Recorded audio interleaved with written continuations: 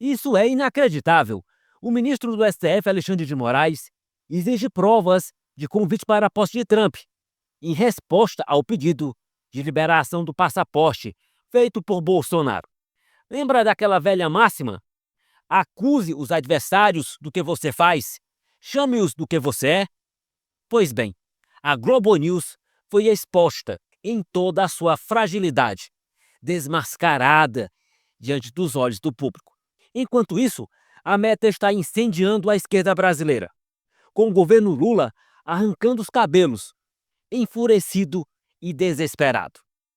Assista atentamente a este vídeo, pois o ministro Alexandre de Moraes, do Supremo Tribunal Federal, determinou aos advogados de Jair Bolsonaro que está sendo vista como algo para ganhar tempo. Ele exige o convite oficial do governo dos Estados Unidos para a posse de Donald Trump, antes de considerar a liberação do passaporte. A mensagem enviada ao e-mail de Eduardo Bolsonaro não é suficiente, carecendo de detalhes e autenticidade. Esta é a resposta inicial do ministro a uma solicitação urgente de Bolsonaro. A defesa do ex-presidente busca autorização para a viagem aos Estados Unidos, mas Moraes exige mais do que simples palavras. A justificativa da visita precisa ser validada. A batalha judicial se intensifica, com a defesa tentando recuperar o passaporte confiscado durante a Operação Tempus Veritatis, que investiga uma suposta conspiração para derrubar o Estado democrático de direito no Brasil e manter o poder nas mãos do ex-presidente, supostamente. O jogo está longe de acabar. Ora, o convite para a posse de Trump, enviado a Jair Bolsonaro, não é apenas um simples e-mail de confirmação. Há mais do que aparenta nessa história. Eduardo Bolsonaro, presente na festa da vitória na Flórida, já indicava que a família receberia um convite. No entanto, o que está em jogo vai muito além do óbvio. É uma trama política complexa que se desdobra diante de nossos olhos. A posse de Trump é um marco de transição de poder. Um evento que reúne os maiores líderes mundiais. Imagine Bolsonaro no centro das atenções, enquanto Lula é obrigado a assistir tudo pela televisão. Moraes, estrategicamente, solicitará protocolos inexistentes para atrasar o processo, tentando negar a viagem sem parecer autoritário. Nesse cenário tenso, talvez Trump mesmo venha a público expressar o desejo de ter Bolsonaro presente na cerimônia. Independentemente do desfecho, essa situação promete se tornar um desafio para o governo e para os membros do Supremo Tribunal Federal. Prepare-se para reviravoltas e tensões inesperadas neste tabuleiro político, onde quem manda no jogo são os donos do poder no país. Em meio aos bastidores do poder, surge uma reviravolta que deixa os canceladores ligados à esquerda em desespero. O Facebook entra em ação e já atingiu diretamente a esquerda lacradora. O impacto é avassalador. Grandes corporações têm abandonado os pilares da diversidade, equidade e inclusão, pautas da esquerda mundial. Após a decisão da Nissan, Toyota, Ford e McDonald's, a Meta, que controla o Facebook e Instagram, anuncia de forma contundente a suspensão imediata de seus programas alinhados por ideologias de esquerda.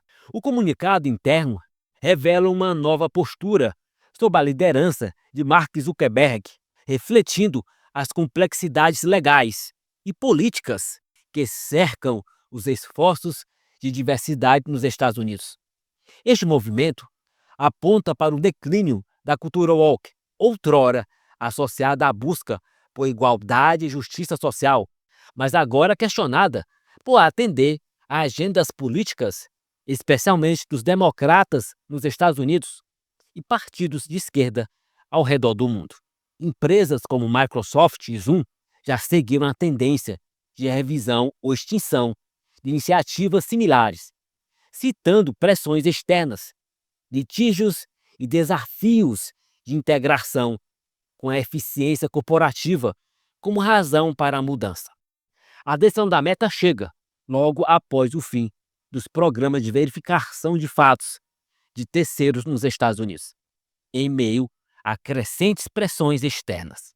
Zuckerberg enfrenta um cenário cada vez mais hostil, com relatos de pressões do governo Biden para censurar conteúdos considerados pelos esquerdistas como desinformativos. Estranhamente, esses conteúdos, supostamente desinformativos, vão de encontro à ideologia pregada pela esquerda mundial. Enquanto tudo isso se desenrola, a tensão nos corredores do poder é visível. Alexandre de Moraes, possivelmente preocupado, enfrenta um dilema iminente. Fontes do Supremo Tribunal Federal indicam que o ministro está ciente dos possíveis desdobramentos e da ameaça de revogação do seu visto americano. O cerco se aperta e o desfecho dessa trama promete ser épico. Obviamente que essa nova posição da Meta desagradou muita gente e, como veremos, a Globo foi atingida em cheio, enquanto se revela como um braço do governo, numa trama de mentiras e desmentidos que abala sua credibilidade, que já não é boa. A cena que se segue na decadência da Rede Globo é desoladora.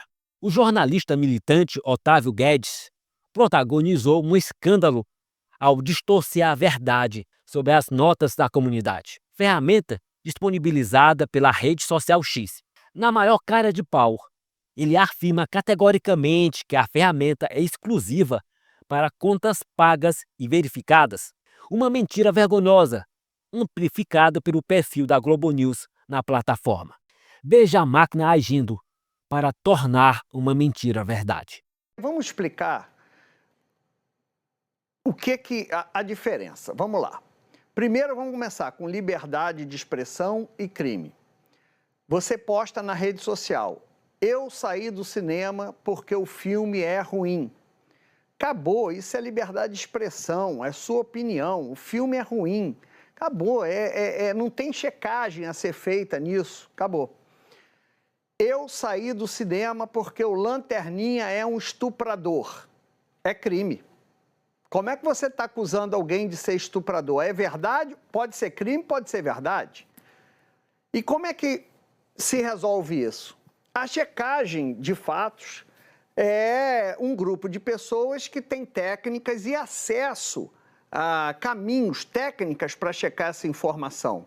Então, ele vai, por exemplo, na justiça, a primeira coisa é fazer o Lanterninha, fulano de tal, tem...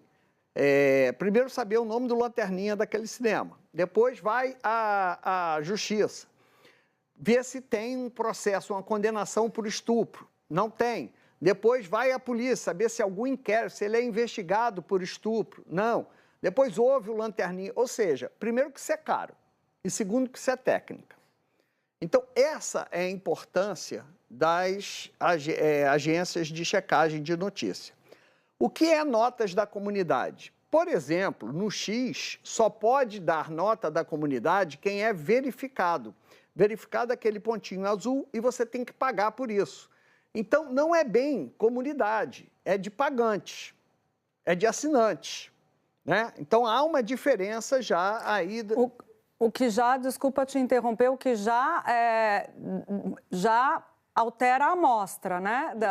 Porque, assim, quem topa pagar, não estou dizendo que é todo mundo, mas muita gente que é entusiasta com o X e com o Elon Musk. E que tem essa visão de pós-verdade, que a verdade é relativa, enfim. Então já começa por aí, já na largada. O Lanterninha, por exemplo, ele não é assinante do X, que seria uma nota, teria, olha, eu, fulano de tal, sou o Lanterninha desse cinema, nunca fui acusado, investigado de estupro. Se ele não pagar o X, ele não vai poder isso. E o cinema fica no Rio de Janeiro, no Maranhão. Será que alguém do Rio Grande do Sul, será que alguém vai parar e vai ter essa técnica de consultar a justiça, consultar a polícia, ouvir o Lanterninha, ouvir quem acusou para fazer, olha, o é fato, é fake? Não vai, gente. O que vai ter é o seguinte, isso aí, todo estuprador merece morrer. E se bobear, além de estuprador, é pedófilo. Então, a nota da comunidade, ela não substitui a checagem dos fatos. Ponto. Esse é o ponto fundamental para mim. Essa história de notas da comunidade é apenas uma cortina de fumaça, pode funcionar em algum momento com a contextualização de um fato histórico, pode, mas ela não substitui a checagem dos fatos, que também não é o remédio milagroso para as fake news, tanto que hoje existe e mesmo assim, por exemplo, hoje o Brasil está todo, né, se perguntando se o Pix será taxado. Uma big fake news, mas que todo mundo hoje aqui no Rio de Janeiro, pelo menos assim na minha bolha, só se falou nisso. Então, e temos checagem de fatos. Checagem de fatos, o fim da checagem de fatos transforma o que é ruim em péssimo. É o auge da hipocrisia. Enquanto acusam os opositores do governo Lula de disseminar fake news, ele mesmo tece uma rede de mentiras descaradas. A máxima: acuse os adversários do que você faz, chame-os do que você é, nunca foi tão evidente. Mas a verdade não tarda a se manifestar, implacável como um trovão. Os próprios leitores desmentem o jornalista, expondo que não é preciso ser assinante do X para contribuir com as notas da comunidade.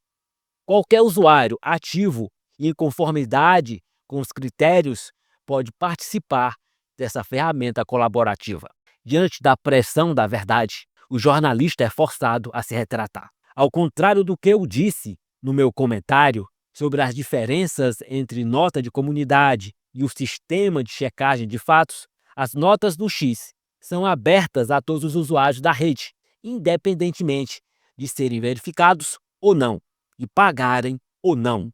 Se não fossem pelas notas da comunidade, tão criticadas pela Globo News, a falsidade da Globo poderia ter passado inalterada.